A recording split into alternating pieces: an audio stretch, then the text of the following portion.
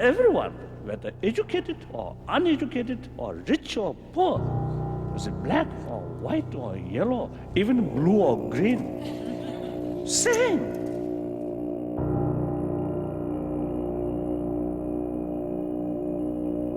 I do not consider politics itself something wrong, but because of people who are in the politics, they use politics in the selfish motive.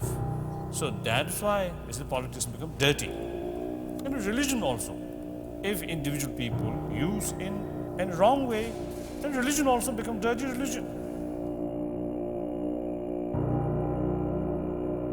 Here I enjoy the freedom of speech, freedom of thought, freedom of movement. So when I was about 15, I lost that freedom.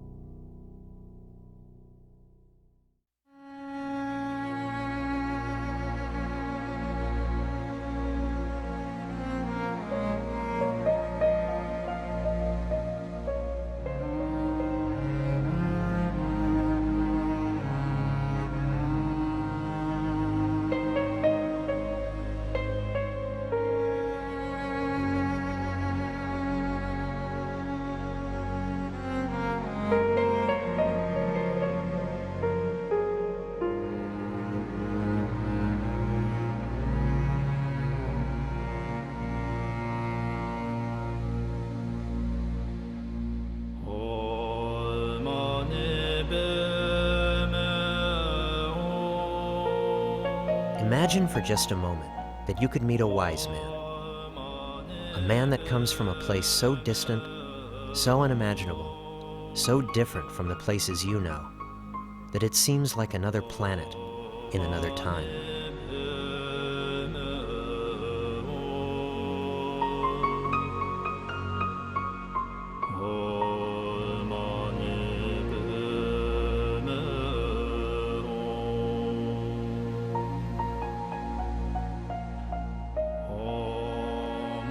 For centuries, his people slept on the roof of the world, dreaming. Their spirit was rich beyond all imagining, but the land was of no economic value. They slept, thinking no one wanted this place but them.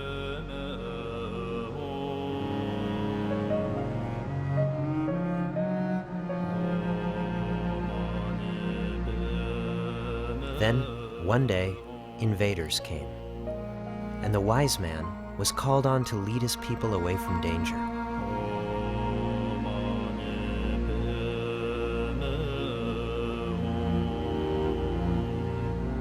He was not a man born of kings and queens.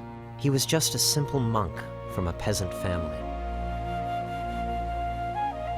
His wisdom came from quiet meditation, from the mountains, and the wind in the trees.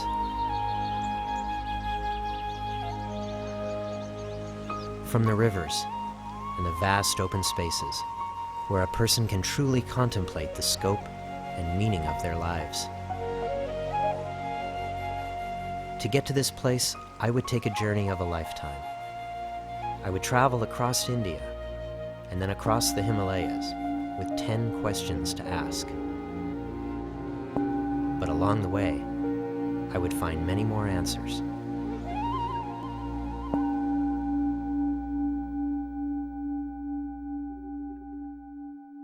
You see, if you come to help us, for the moment, you will not gain any profit.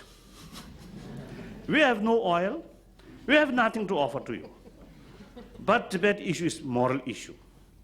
And your American ancestors, like you said, Lincoln or Jefferson, I think they stood firmly on moral principle. American nuclear weapon and economic power alone will not create more because of popular. I'm not admire your weapon. I really admire your principle, democracy, freedom, and liberty. Now, your policy, I think, must guide it with these things. So, let American people's heart speak. That's important. Thank you.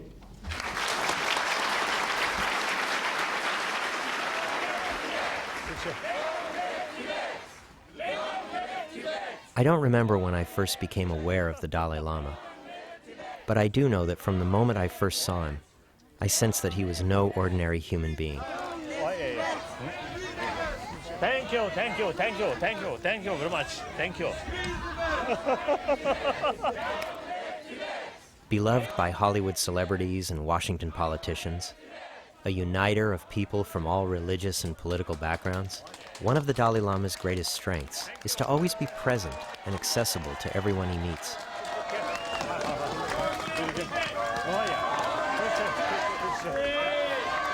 When asked who his greatest inspirations are, he answers, every human being I meet.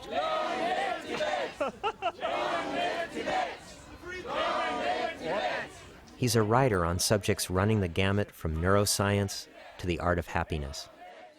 He has a slightly mischievous personality and a highly infectious laugh. On one level, he's a humble Buddhist monk from the humblest of beginnings. On another, he's become a kind of rock star of peace, drawing huge crowds of fans, media, and admirers everywhere he goes in the world.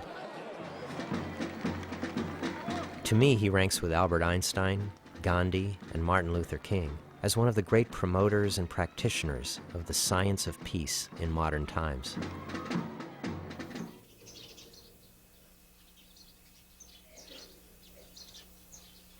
He's happiest when he's doing spiritual things. He spends most of his waking energy in the pursuit of a perfect form of enlightenment.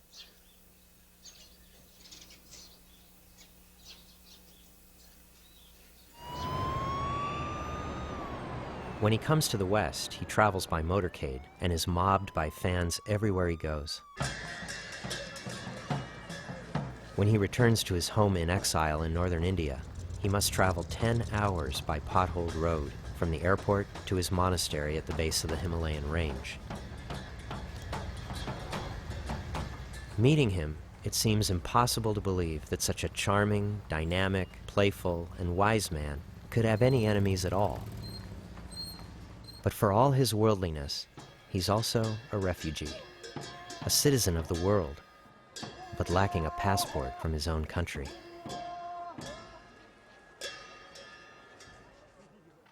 He has a powerful enemy, China, who he has forgiven, and with whom he constantly tries to find common ground. In his 70s now, he searches for answers. As the world embraces China more and more every day, easy answers seem further away than ever.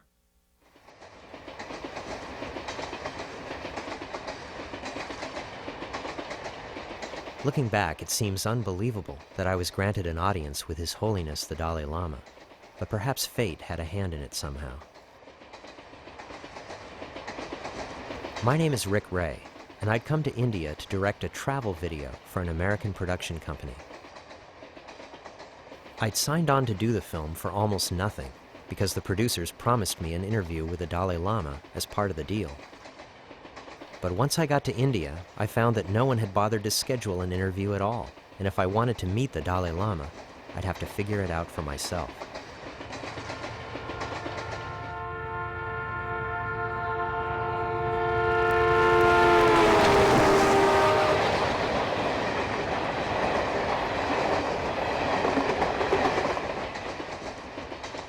But India works in mysterious ways, and just as soon as I'd given up on ever meeting the Dalai Lama, my chance arrived. My guide and driver in the Indian state of Himachal Pradesh told me that the only way to reach His Holiness was to send him a note through the mail. When I told Gitaram that I had no faith in the Indian mail, he said, "We're not mailing it. This is India. We're emailing it." Yes, the Dalai Lama has email, and my driver had his address. While His Holiness does not spend much time surfing the web, His fellow monks do, and within days I received an email invitation to his monastery for an interview in 3 months' time. I had 3 months to travel across India before the interview was to take place, and suddenly I was seeing everything in a different light.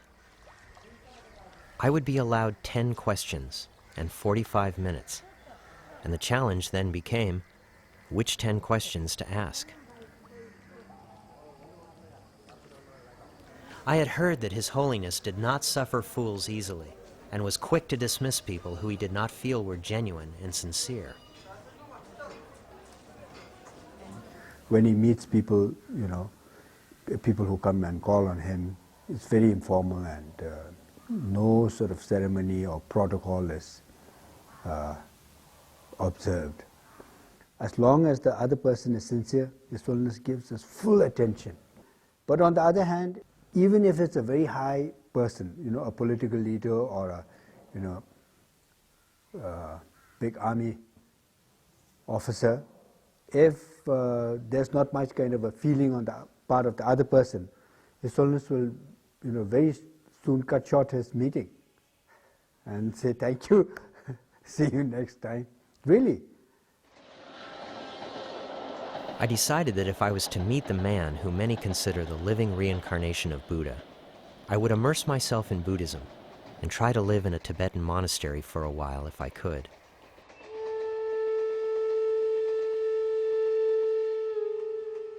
The question I had to ask myself, would I know Buddha if I saw him? I have an image of him which I've developed from eating at Thai restaurants. But who was this man we call Buddha? Siddhartha Gautama was born 500 years before Jesus, the son of a wealthy prince in what is today's Nepal.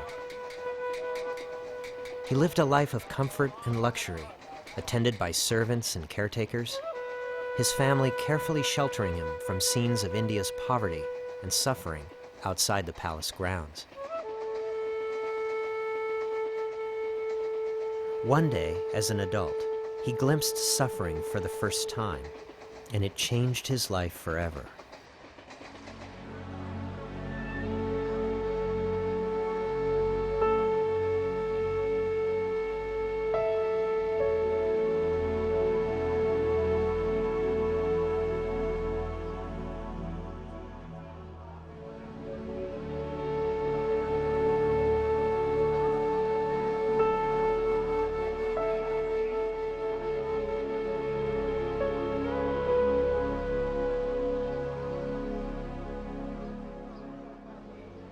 I think that whenever you come to India, you are, to some extent, reliving the Buddhist myth. No matter where you come from or how poor you think you are, India puts it all in perspective.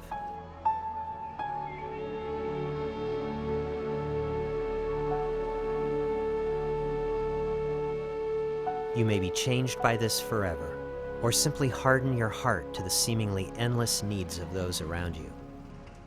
Or you may do as the young Buddha did, strike out on your own, seeking answers to your questions.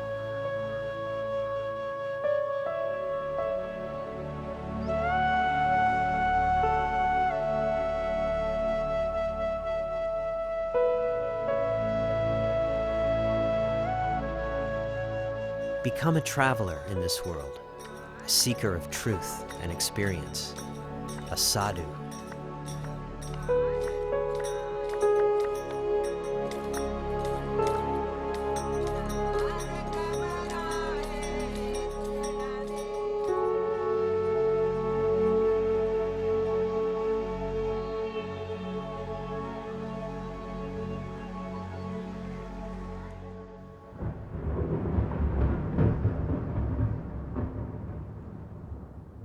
As I traveled throughout India, I thought about the Dalai Lama's own journey, where he came from, what his life might have been like, and the extraordinary events that would take him from the most humble of beginnings to become one of the most recognized and beloved figures in the world.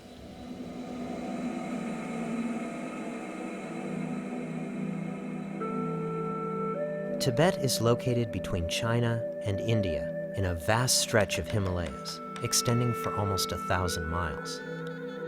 It is as large as most of Europe. For centuries in Tibet, the people were ruled by sacred god kings known as Dalai Lamas. They ruled benevolently from their palaces as political and spiritual leaders. Most Tibetans consider the Dalai Lama to be the divine reincarnation of Buddha, as well as head of state.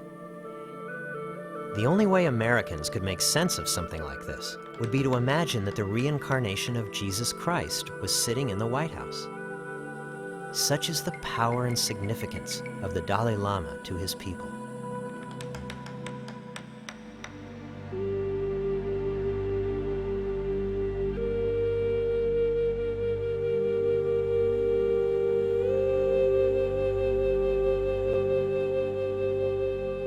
In spite of the unshakable belief of his people, the Dalai Lama calls himself a simple monk and steadfastly denies that he is anything more than human.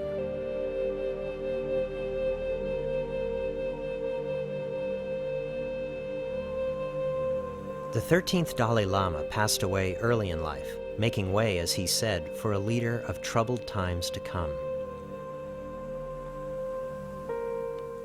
At that time, a search began for a new Dalai Lama, an ageless process filled with great anticipation and mystery. After a Lama passes away, sometimes before the Lama passes away, he leaves some very clear sort of signs as to where the next reincarnation will be born. To find a new Dalai Lama, senior monks set out disguised as ordinary merchants and travelers, scouring the countryside, guided by their instincts. They carefully look for signs in the clouds and in the rivers and in the faces of the people they meet, hoping for some indication to send them in the right direction. They make journeys to the poorest of households, sometimes at considerable effort, eliminating no possibility of finding a worthy candidate, even from the lowest ranks of society. Once a candidate with the right materials to be Dalai Lama is found, the monks perform some simple tests to see if he is in fact the one. They put similar items of the 13 items that belong to the 13th Dalai Lama and an imitation one, few of them like a rosary or a walking stick, a pair of glasses, and then made the child choose. One child in a tiny, poor village in northeastern Tibet chose all his predecessors' possessions correctly and seemed to know much more than he could be expected to about his destiny. Born Lamo Tundup on July 6, 1935, this lively boy was the 5th child in a family of 7. After a few more tests, the monks decided that they had found the reincarnation of the 13th Dalai Lama. The year was 1938, and with a boy and his family, they set out on a long journey back to Lhasa.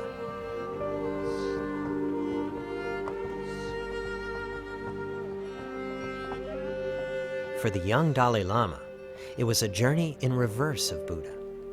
He came from a poor family and was heading for a life of luxury and privilege, or so the monks thought. The greatest problem on the 300-mile journey back was that, just like kids on a long road trip, Lamo and his brother fought the entire way, nearly toppling the sedan chair in which they were riding.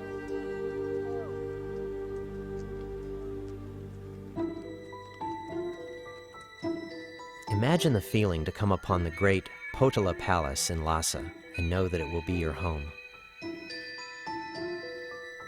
But to the 5-year-old Dalai Lama, it was like living in a museum. The 1,000 rooms filled with ancient relics bored him, and he passed the time on the roof, jealously peering through a telescope at boys playing on the streets nearby. On February 22, 1940, the 4-year-old boy was officially proclaimed to be the next Dalai Lama.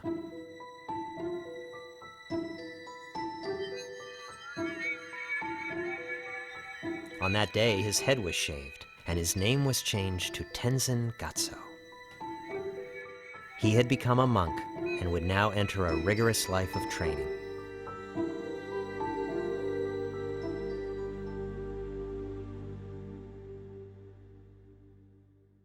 Before I met the Dalai Lama, I wanted to journey to an authentic Tibetan monastery to see how he was raised. Tibetan culture still persists, relatively unchanged, in a remote northern part of India known as the Nubra Valley.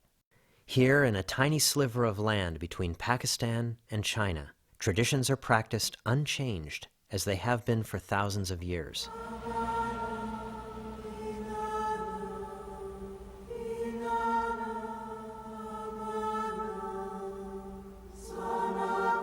The road became steep and headed into Tibetan cultural territory.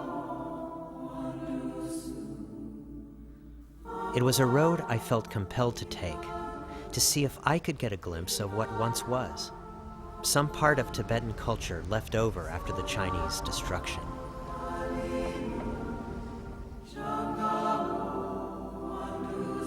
Not everyone had been as lucky as we had on this journey.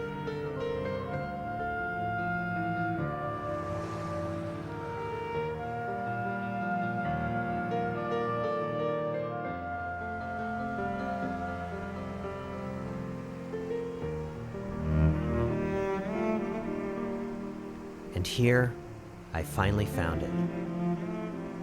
Deep in the Indian Himalayas, some essence of Tibetan culture is still alive.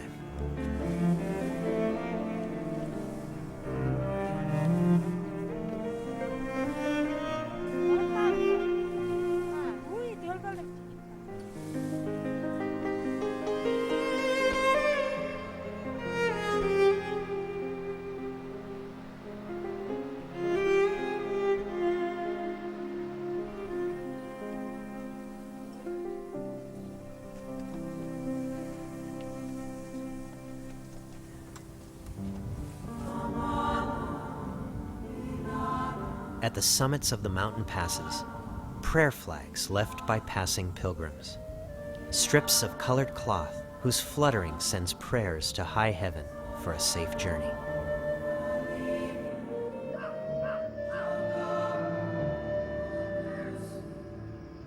And it seemed that here I could have my choice of any number of monasteries to visit.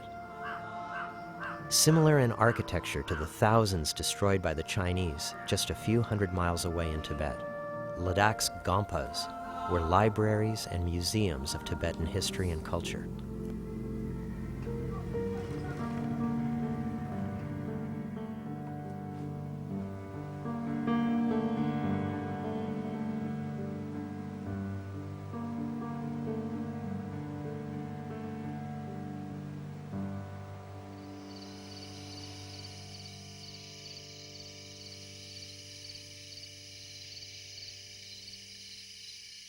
In the morning, at 18,000 feet, a breakfast consisting of yak butter. It's a little bit like sour buttermilk with a lot of salt added. They say there's only one thing worse than a cup of yak butter: the second cup.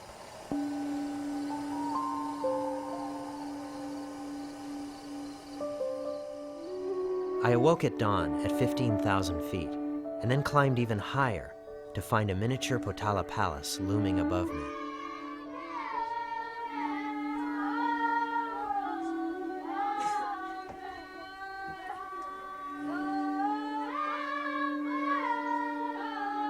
At 6 a.m., young monks rise and join together to sing a song of praise to the rising sun.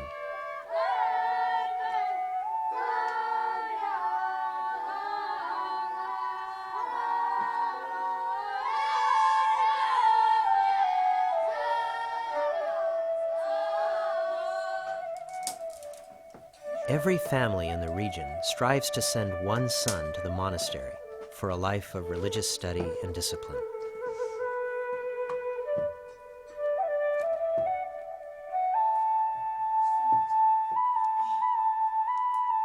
The day begins early as the youngest monks prepare to serve a breakfast of soup, fried bread, and butter tea to the eldest monks.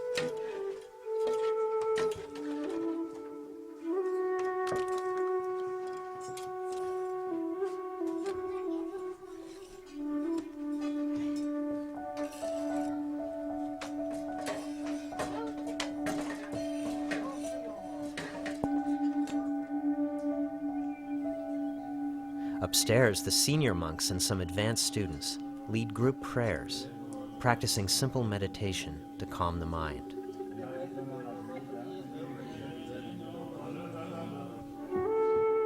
Religious study is the main theme of monastery life. By seeing the peace and tranquility and wisdom of the senior monks, students are inspired to cultivate it in themselves.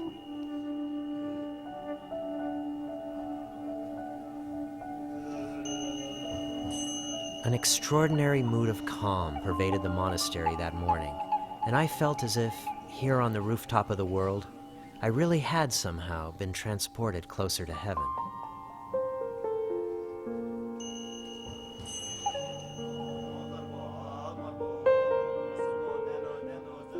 The most fascinating event that I witnessed at this monastery was the construction of a sacred mandala sculpture, a gigantic representation of Buddhist philosophy made entirely out of colored sand.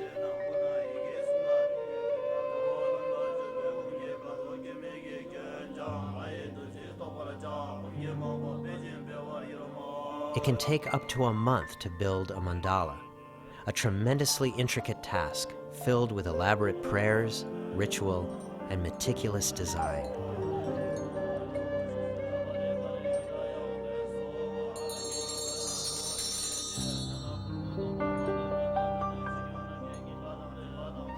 The mandala itself is actually a three-dimensional visualization of an imaginary palace. You journey from outside to the center as you go through life.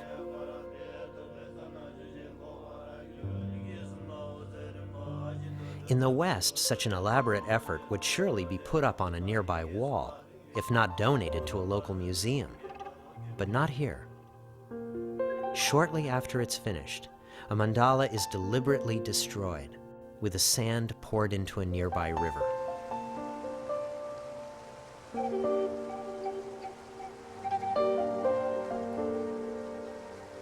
The point is to suggest that all things are temporal on this earth, and attachment to them will ultimately create a feeling of loss and sorrow.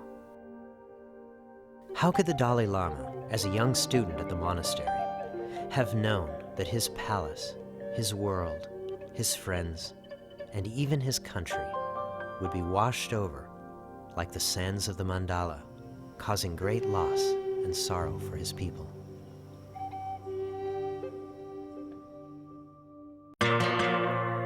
In 1950, just 3 months after the communist takeover of China, Chairman Mao Zedong announced his plans to send in Red Army troops to liberate Tibet from elitist Dalai Lama rule. In October 1950, Chinese troops overran Tibetan resistance in outlying areas and headed for the capital at Lhasa. The Dalai Lama was 15 years old and had little or no political experience. Nevertheless, he had to put his boyhood behind him and immediately prepare to lead his country. The Dalai Lama may have seen China as a solution to many problems facing his country. He was respectful of Mao and socialism and knew Tibet needed to be brought into the modern world. His wish was to negotiate with the Chinese with truth and dignity face to face. But by 1951, the Chinese had forced a delegation to sign a 17-point agreement giving Tibet to China, and Chinese troops were marching into the heart of Lhasa. At first, the Chinese troops were respectful, but their presence in Lhasa put a tremendous burden on the Tibetan economy. Thousands of troops needed to be fed. The tiny Tibetan army was disarmed, and dissidents were imprisoned, tortured, or killed. Knowing the Dalai Lama's fascination with modernization and mechanization, Mao invited him to Peking in 1953. Mao used the media coverage of the event to convince his people that Tibet had joined the Chinese state.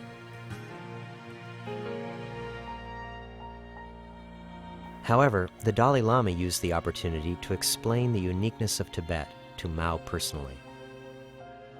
He believed that Mao was a good and reasonable man, and after they met, the Dalai Lama was almost convinced that China's objective was to leave Tibet's culture alone and only improve its infrastructure.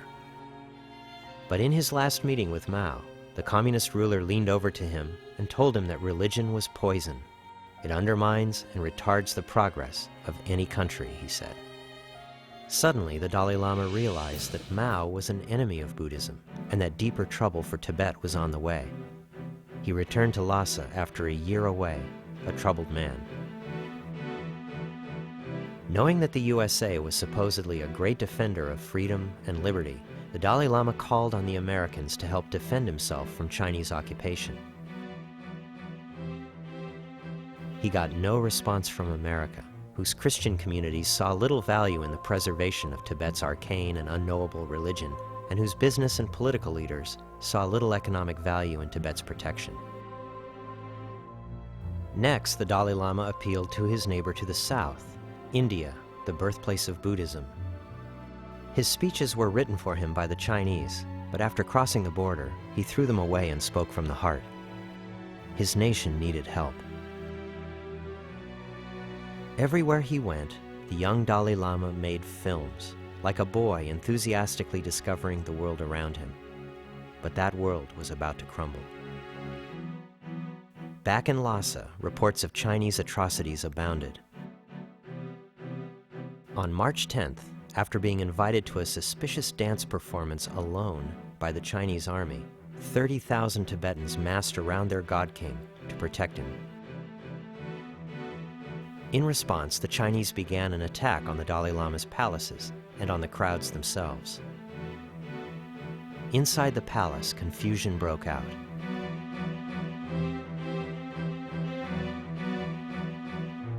That night, disguised as a lowly soldier with a rifle on his side, the Dalai Lama slipped past his own people and the Chinese army, and with his family and trusted friends by his side, raced for the Indian border. After a long and difficult journey through mud and blizzards and suffering from dysentery and fever, the Dalai Lama renounced all agreements with the Chinese and announced the formation of the Tibetan government in exile. In the days that followed, the Chinese shelled and destroyed the summer palace and machine-gunned the crowds outside. In the ensuing weeks and months of chaos, 87,000 people were massacred.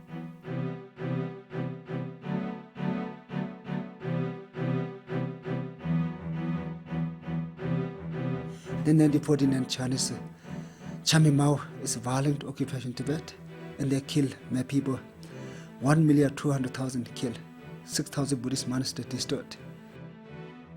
They need my land. They don't need my people. As the Cultural Revolution rolled forward, the Chinese systematically destroyed all art, books, everything ancient, everything with religious significance.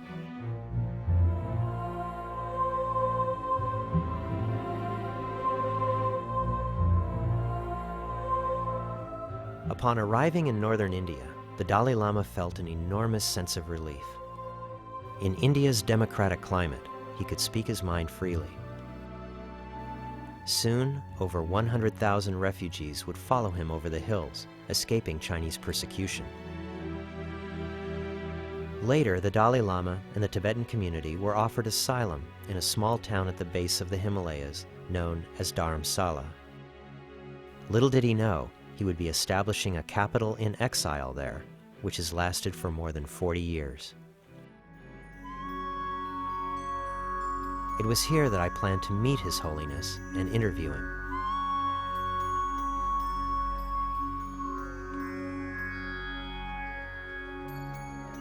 It's obvious the moment you arrive in Dharamsala that this is no ordinary Indian town. Writers, poets, filmmakers, and hippies share the streets with modern young Tibetans, many of whom are too young to remember their homeland. Pictures of the Dalai Lama and mementos of Tibet are the town's best-selling souvenirs.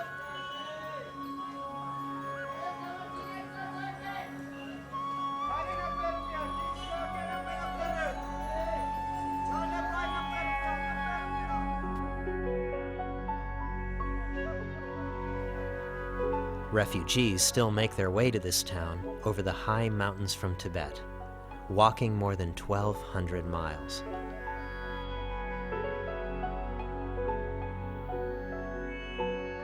Each one is given political asylum when they arrive, a place to stay and sleep, and a personal audience with the Dalai Lama himself.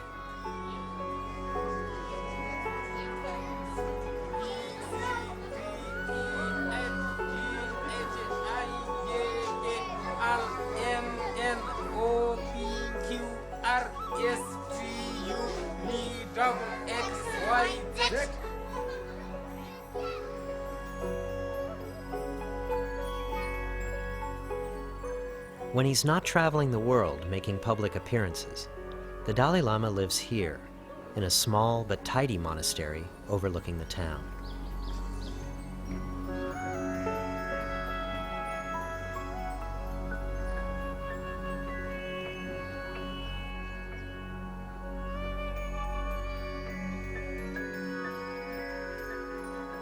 Every morning the Dalai Lama rises at 4 a.m. for intense meditation in the monastery. He has a hearty breakfast, listens to BBC radio, and then meets with visitors during the morning.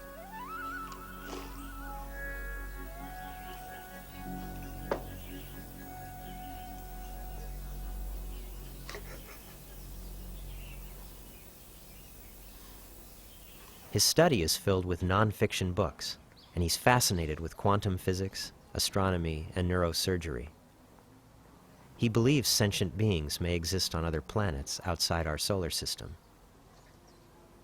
He's also a strong believer in doing independent research to test and verify religious doctrine. And when science contradicts faith, he's prone to choose science.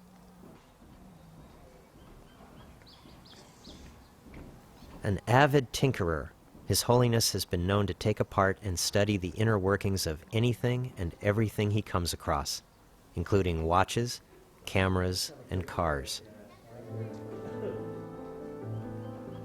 Often each day, he takes time to counsel his people and offer comfort to the refugees.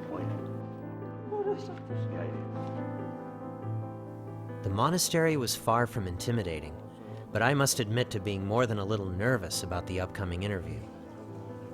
I knew that if I was to be rejected by the Dalai Lama after this long personal journey, it would probably be the most humiliating moment of my life. I was determined not to let it happen.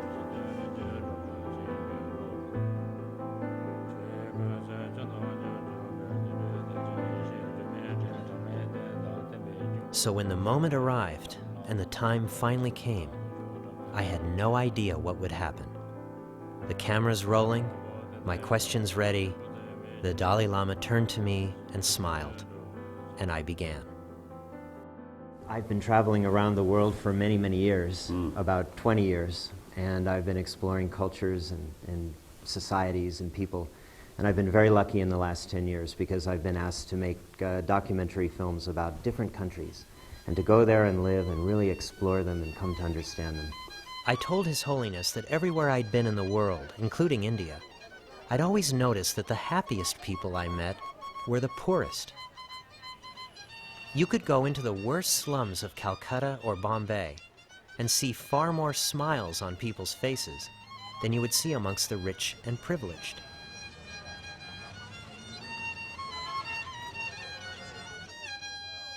There's an old anecdote that a priest was once asked if he would rather counsel the rich or the poor.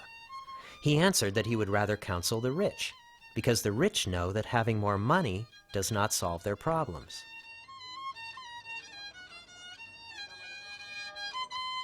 It seems that if you have very little in life, you have very little to worry about.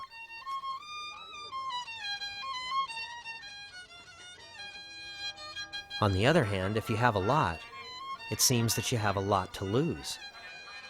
I'd seldom seen the same kinds of smiles on the faces of the wealthy Brahmins of India than I did on the peasants. So why did India seem a much richer country on some level than America? Too much greed, limitless sort of desire, also source of problem, source of suffering, individual also. If you always keep the feeling one more, until the last day, that person never satisfied, always want more. So mentally, that's a very poor person. Always hungry, always hungry. That's someone who is a poor family, but their daily necessity fulfilled, then remain happily. That's, I think, mentally really richer, isn't it? So I think the contentment also very important. It was true that the people of India and Tibet seemed content, even if they were living lives and doing work which no ordinary American would consider doing. But even more than that, life is truly hard in these places. But the crime, drug abuse, and murder rates are extremely low compared to Western countries. India and Tibet do not have prisons filled to overcrowding with violent criminals. People in the West seem so quick to anger, while people in this region seemingly have endless patience. Were they just more resigned to their fate? Or was the answer more complex than that? Then self-discipline, also important. Our desire, if all our desire is just without self-discipline, then yes, you want to kill someone, you want to steal someone, you want to rape someone, you want to tell lie, and then you want to, take, if you face some little problems, then you see you want to take alcohol or drugs. So that's the self-destruction. So you see, in order to save from self-destruction, you need some discipline. So that's the self-discipline. Not something ordered from outside, but analyze what the value, what the consequences. But then, yes, today I quarrel with someone. Yes, I lost my temper. And during that moment, I have the desire to kill that person. But if I kill him or kill her, then eventually, if you are lucky, you may survive with help of money or with help of other influence. Otherwise, you have to go to jail. And you also have the bad reputation. You are a murderer. So is it thinking these consequences, then discipline, in spite very furious anger. But still, yes, use this intelligence. Yes, this negative thing, in spite my desire, self-discipline. The Dalai Lama must have an immense amount of self-discipline to witness the way the Chinese government has methodically marginalized the Tibetan people and their culture in their own homeland. Chinese immigrants have been sent in by the tens of thousands to live in Tibet and colonize it.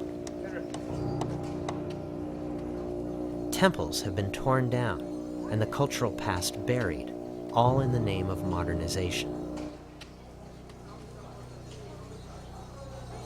The city, Lhasa city, much expanded. Now whole valley become like a town or city. So a lot of new building.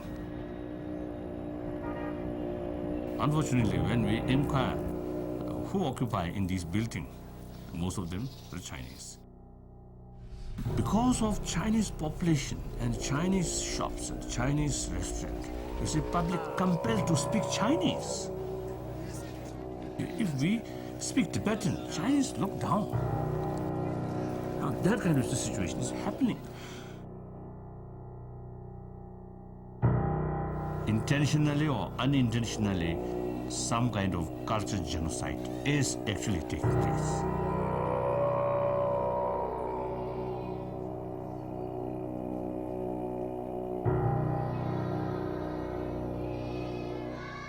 One of the most pressing and urgent issues for the Dalai Lama today has been to preserve his culture in exile before it's lost forever. Music, architecture, art, and dance, which has been destroyed or rigidly suppressed by the Chinese, is celebrated by the Dalai Lama and within the Tibetan community. And yet, in many regions, the world was shrinking and cultural identity was dying.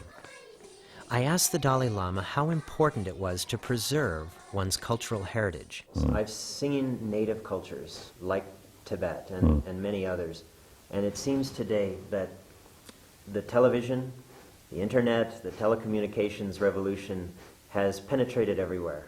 And to what extent should cultures be preserving their traditions, their way of life, and so on, and their religious practices? And to what extent should they reach out and embrace the outside world? That's very, very important question. I believe, certainly in our tradition, in our cultural heritage, certainly some are very useful and really worthwhile to keep in modern time.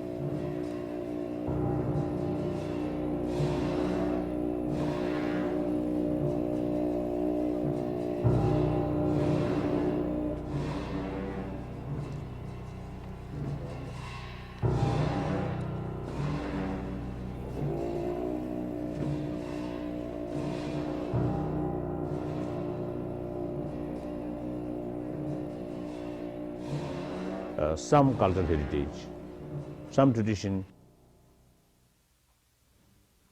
reality out of date, should go. So is in Tibetan culture, some kind of, the thinking or habit on the basis of caste, or higher caste or low caste, that's out of date. And then the women, the right of what called widow, isn't it? The husband passed, then the widow can't sort of remarry or these things. This practice out of date. There are some other tradition worthwhile to keep. Generally in the East, the close relation in the family, and the father, children, and then I think India, they respect different as a form of life, how to deal with environment, how to deal with animals. And then religious harmony, religious tolerance, these are really, I think, as a good example to the world, to community, to humanity. Here again, I'm really amazed with his, very sort of broad and open-mindedness about religious tolerance. This idea of his, in which he really very strongly believes in, that we should respect every major world religious tradition. Each religious tradition is able to contribute towards the well-being of their followers. These religious traditions are able to produce people who are spiritually evolved and who have this sense of compassion, understanding and tolerance that the Buddhists also talk about. So he says that if the other religious traditions are able to do this and transform human beings into such good beings, every reason to sort of respect these traditions. And then if you look at other religious leaders, many of whom are, I think, not very open and not very tolerant of other religious traditions, I find this very amazing. In my earlier films, I'd visited almost every country in the Middle East.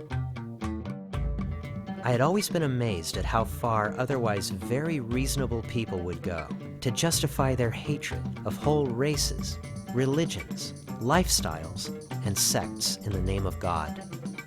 I'd come to distrust any literal interpretation of Holy Scripture and almost all fundamentalist religious belief. I honestly believe that religion is causing more death and destruction in the world than healing. I was compelled to ask the Dalai Lama about this observation. You know, my last film was a film on Jerusalem, and I spent a long time in Jerusalem studying the conflicts that have been going on there for 3,000 years between Christians and Jews and Muslims. What is your outlook on the Middle East? Is there hope for the future there? And is there some way that Buddhism can have an impact or an influence on the Middle East? I've been in Jerusalem twice. I found some very open-minded Muslims from local community, and as well as some Jews. There are people who really, they making every sort of effort, peace, harmony, with belief, with their own sort of spiritual belief. But then I do believe that all major religious traditions, so all have the same potential to create harmony, to create peace of mind.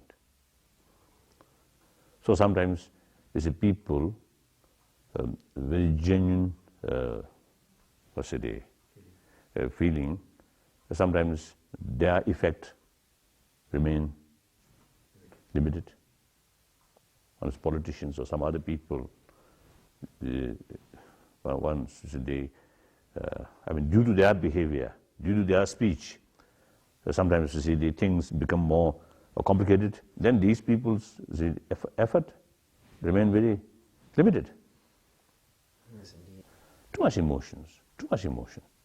I think negative emotion, frustrations, hatred, anger. And that's the greatest obstacle. So I think as a first step, these too much emotions, too much negative emotion, this should be cooled down, reduce.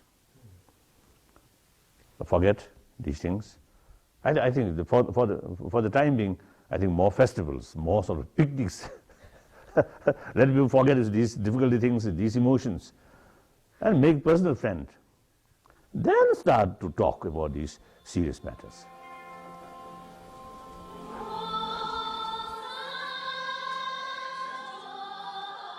So festivals were the answer to peace in the Middle East. They certainly filled the Tibetan calendar and kept the Dalai Lama busy when he was at home in Dharamsala.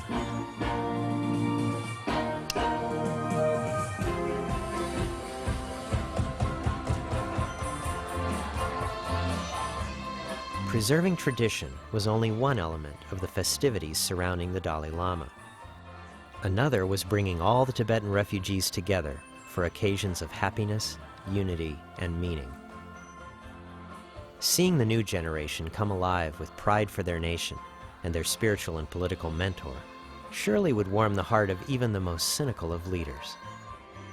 It might come as a surprise, though, to learn that although the Dalai Lama prescribes festivals as the answer for peace around the world, he personally dislikes them, especially when they're in his honor.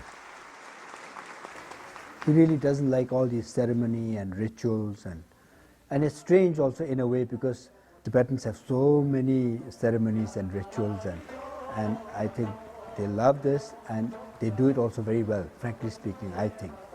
Some of them are very colorful and very solemn, really, and very beautiful also. But he just doesn't like them, and unless it has some real spiritual significance. If he had his way, he would really do away with all this ceremony and formal sort of part of the thing.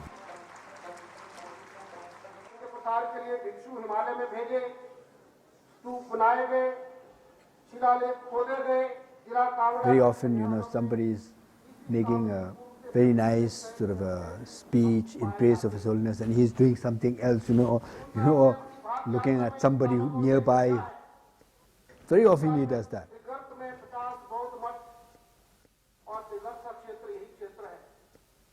In many sort of official and solemn occasions also, Holiness is sometimes too spontaneous, really. And I've had to mention that to His Holiness, that sometimes it may not be appreciated. But here also I think it's difficult to change, and anything that immediately makes him, laugh, he'll immediately laugh. And sometimes it can be a little embarrassing, but the other good thing is he always laughs about himself also. If you were President of the United States, how would you persuade the Chinese to leave Tibet? Please be specific.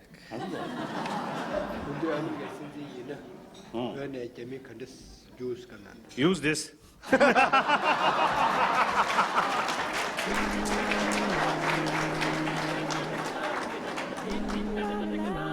Nowhere does the Dalai Lama's sense of humor come out more than at somber religious occasions and ceremonies of other faiths, where he laughs, jokes, and kids the great religious leaders of the world as if they were his boyhood friends.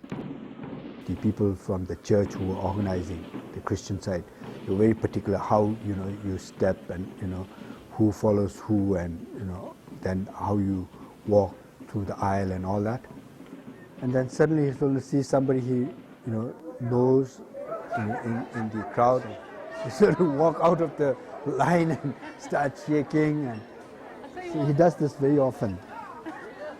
But then over the years, I think many of these things have endeared him to many people in the West, because they see this person who is really totally relaxed, informal, spontaneous.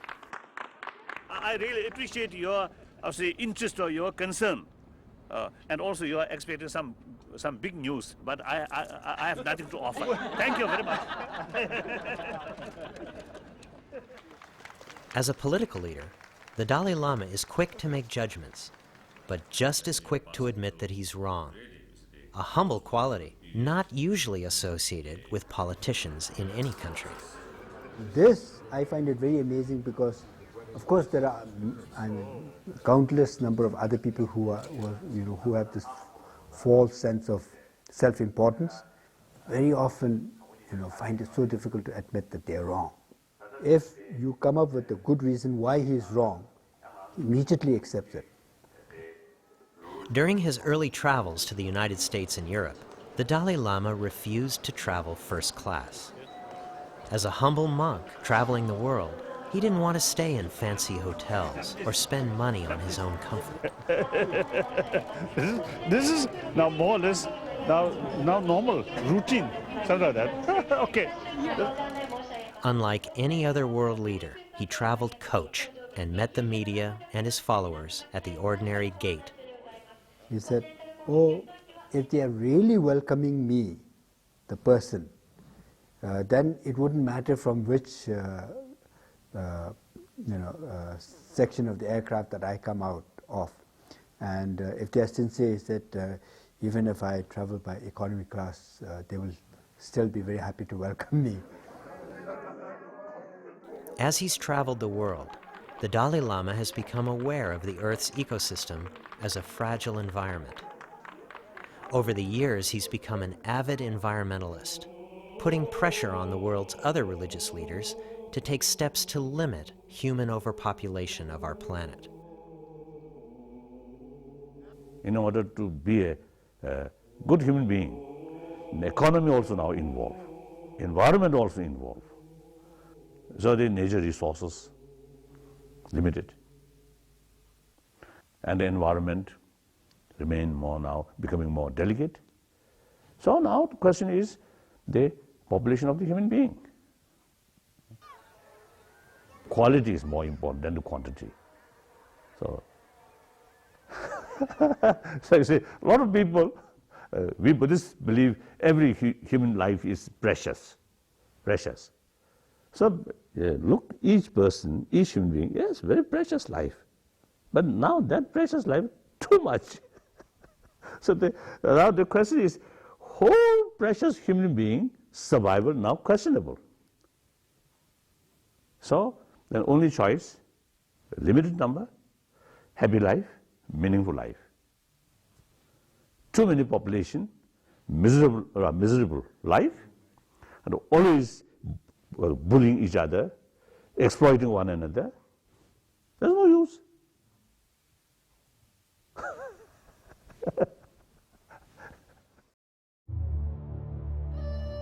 One of the questions I most wanted to ask the Dalai Lama was about China.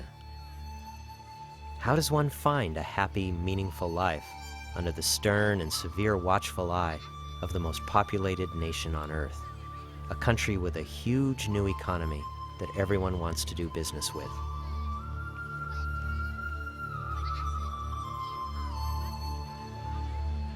While China has been growing by leaps and bounds economically, democracy and freedom of speech have lagged behind, particularly for the Tibetan community in Lhasa, who find their culture steadily shrinking away as China grows. Lhasa today has been reduced to amusement park status for Chinese vacationers. Prostitution flourishes on the streets, and a tacky Chinese tourist atmosphere dominates.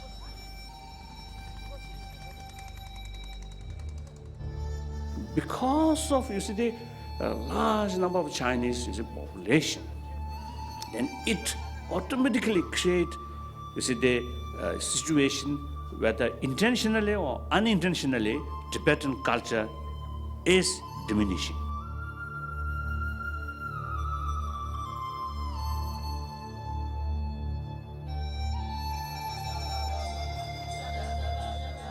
Then plain clothes with police everywhere. Plain with, is like the clothes of beggar, clothes of monk or nuns, things like that. The new sort of arrangement at present now in Lhasa. So there's remote control cameras you put there. Now this, in public eye, particularly for foreigner, almost no Chinese police. Then later you see they check, and the people whose face in it, then is arrested.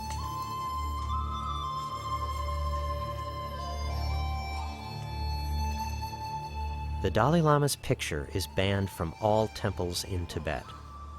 Possessing a photo of His Holiness or speaking of him in public can result in interrogation and a possible prison sentence. Upon seeing the hardships imposed on the Tibetan people by the Chinese authorities, I was ready to never buy another Chinese product again and encourage my friends to boycott any American businesses with interests in China. It was with considerable surprise that I learned that the Dalai Lama favors active engagement with the Chinese government and the Chinese people as a solution to Tibet's problems. His Holiness has, right from the beginning, been in favor of China being engaged. He felt that it would be wrong to isolate China. My past immediate reaction was, of course, economic sanctions and some kind of condemnation of the Chinese. But I think in the long run, these would not have been productive. Over 20 years ago, His Holiness started advising and trying to educate the Tibetans that we shouldn't have any kind of hatred against the Chinese people as a whole. Right after '59, there was this tremendous feeling of hatred against the Chinese, and I think we could say that majority of the Tibetans always wanted to do something, including violence, in order to be able to regain Tibet's freedom.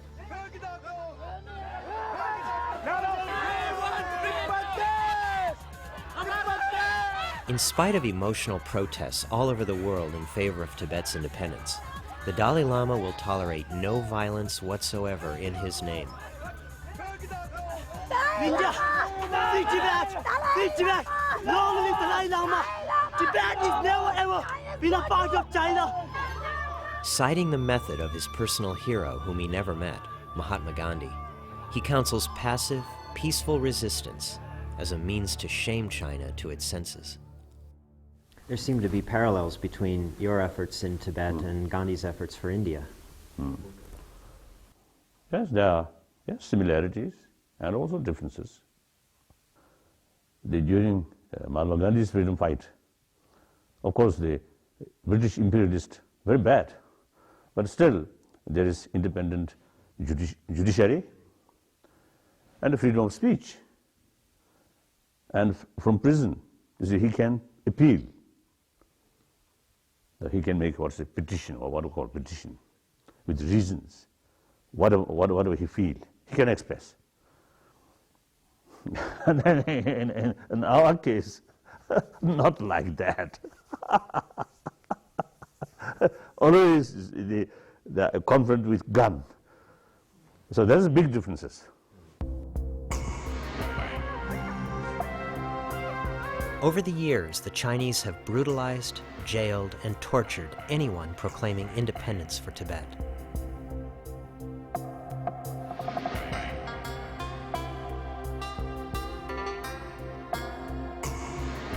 Tibetans in China live in a near constant state of fear as China suppresses any suggestion of freedom and independence.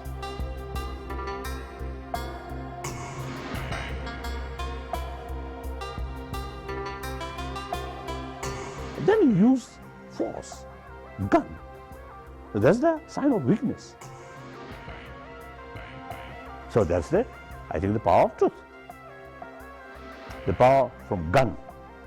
Short term, yes, very decisive, it's very powerful, but long run, the power of gun cannot remain. Power of truth, time goes, even increasing.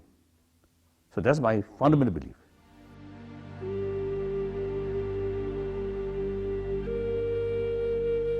I couldn't help but think what kind of world we would live in if other leaders insisted on peaceful solutions to international problems and actively set that example of patience and wisdom for their own people. It seemed that through the work of their leader, the Tibetans could see the long range. They could see the goal, even if it was far into the future. I think the policy or my method is middle way. So that's not one side victory, one side defeat, not that way. Mutual benefit, both Tibetan and Chinese. And now the challenge for His Holiness is to convince his people to forgive and move forward with optimism. My story is much suffering story.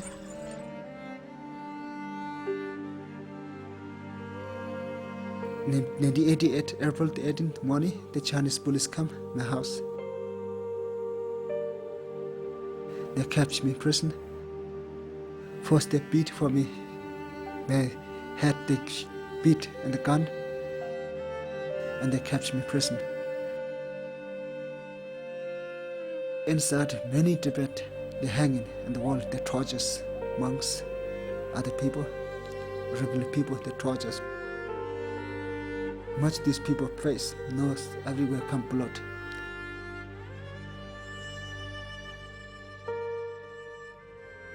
The tortures.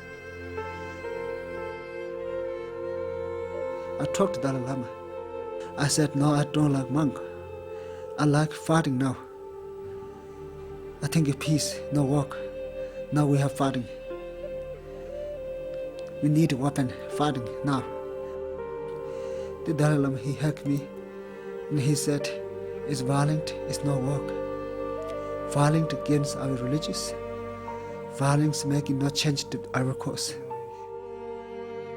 Peace, smiling, warm, share, and explain. This is more powerful. I talked for 2 hours. Then now I must change.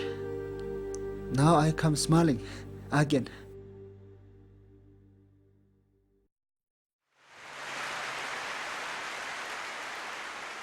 In 1989, the Nobel Committee gave the Dalai Lama its prize for peace for his consistent stand against violence.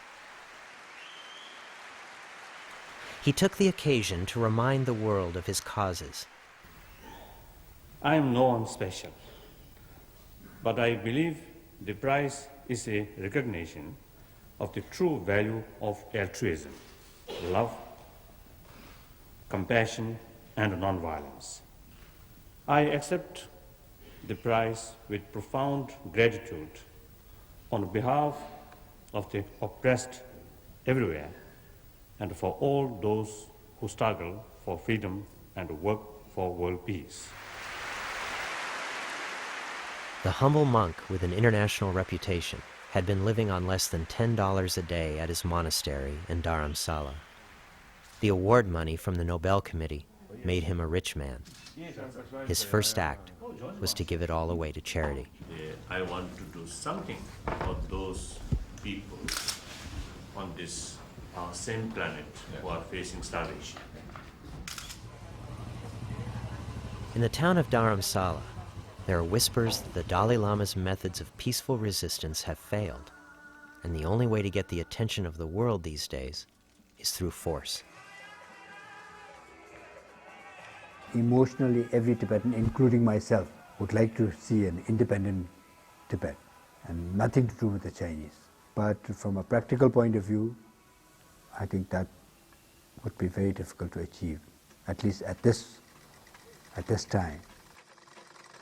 While tiny demonstrations of protest were heard locally around the world in favor of Tibet, giant corporations who control the business of information were agreeing to do things the Chinese way. Internet search engines Google and Yahoo, upon which millions of Chinese depend for information, had recently agreed to censor their China search engines in order to gain access to this vast and lucrative market.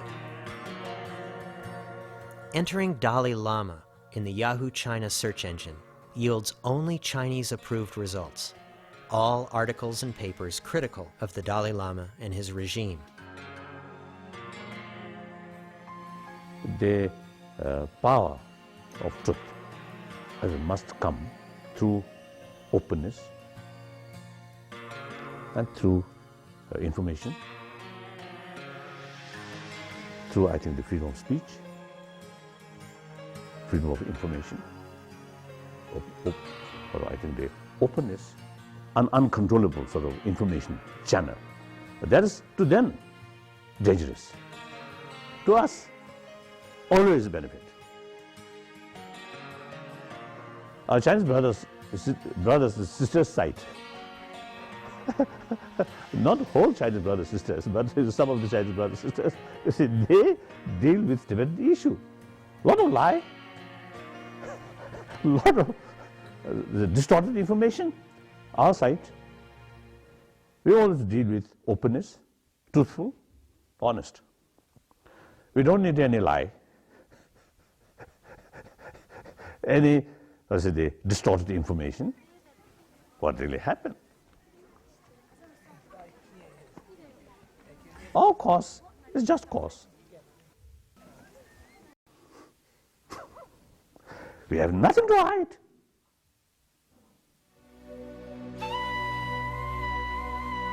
In 1995, the Dalai Lama chose 6-year-old Gendon Choke Nyima as the reincarnation of the Panchen Lama.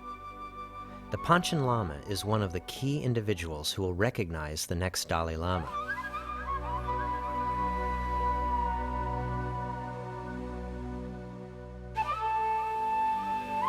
The boy and his family disappeared within days of the announcement.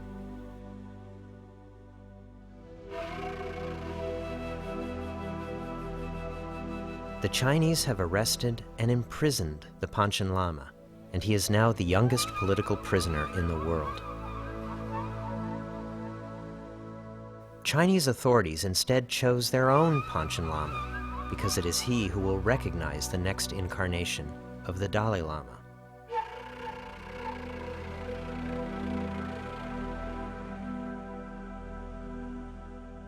The cynical sight of Communist Party officials selecting the next incarnation of the Panchen Lama fully demonstrates the extent China will go to impose their will on the Tibetan people.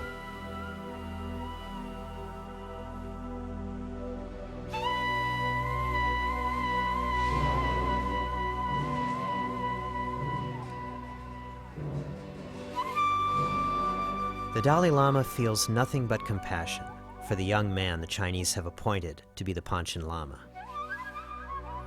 As for Tenzin Choke Nyima, no one has seen him or heard from him in years. Languishing under house arrest somewhere in China, he's missing the years of training and preparation usually afforded a young Lama. Free world have, you see, the obligation, moral obligation, and also for our own interest, the China not only bring into the mainstream of world community in economy field, but also, you see, we must bring China in the mainstream of world democracy. Now that is very, very important, which you see Chinese people themselves want. Now today, one category, the top leadership, Communist Party, their only concern is power, in the name of stability, peace and stability. Peace and stability, of course, important, but under rule of terror is not good.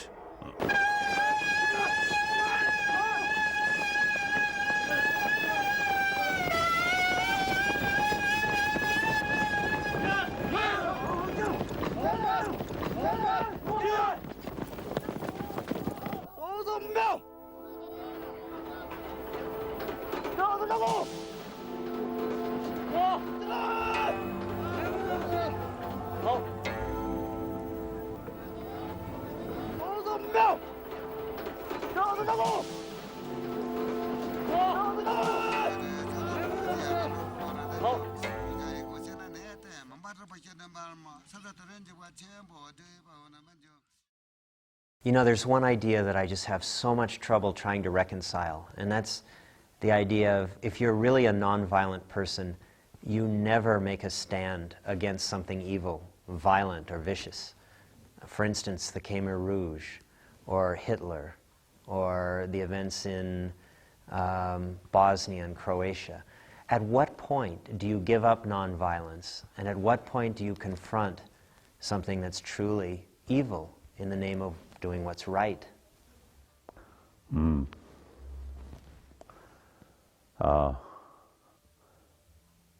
Basically, the non-violent method is the best one or real method, which is to solve the problem. But because of some immediate danger, something happened. So protect oneself in order to deal that problem for next week or next year. If you die today, then no one pursues it that way. So something like I think measure for protection oneself.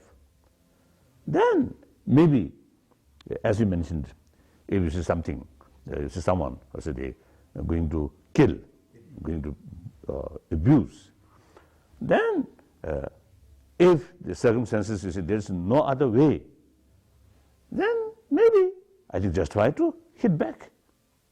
But this is just protection.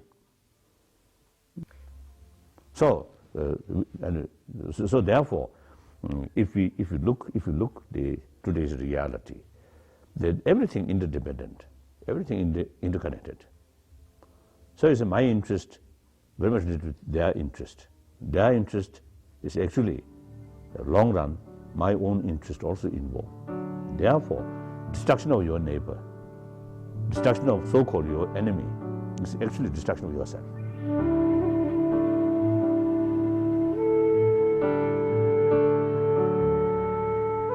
Our survival, our future, very much related with one another.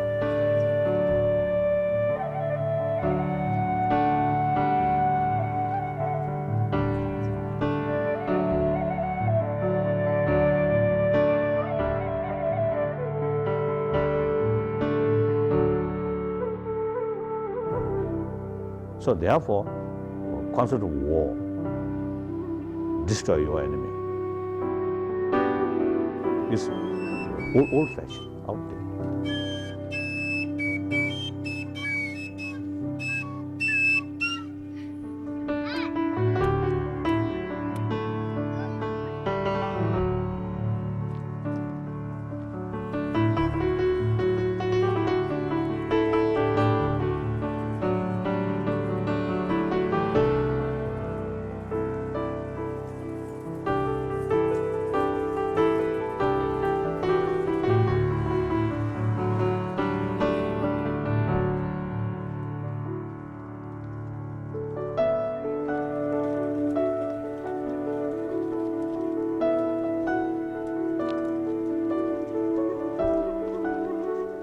Will there be another Dalai Lama? Will he come from somewhere in India, chosen according to tradition? Or will he be an imposter set up by the Chinese government for political purposes? As far as he himself is concerned, he's made it very clear that whether the institution of the Dalai Lama should continue or not, it's entirely up to the Tibetan people.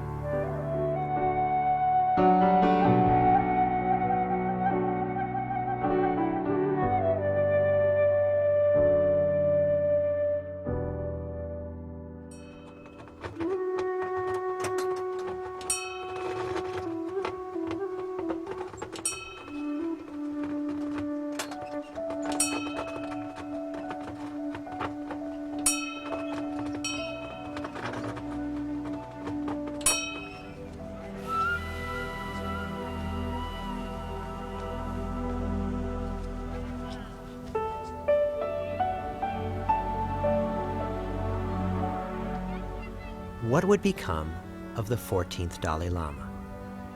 Where would he go in the end? Would he go the way of the ancient Buddhist leaders of Tibet, whose anonymous remains are left behind, marked only by ancient gravestones and markers?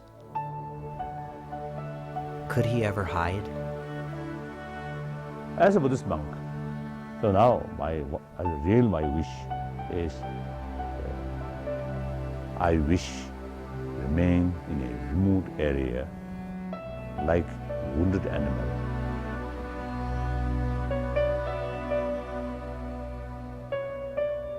And all the energy, all time concentrate on spiritual practice.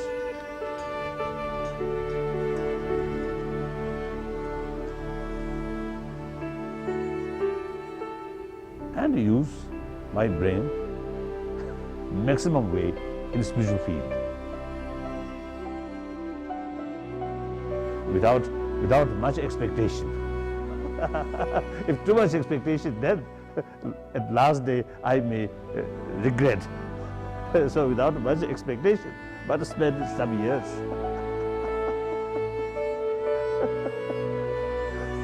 Thank you.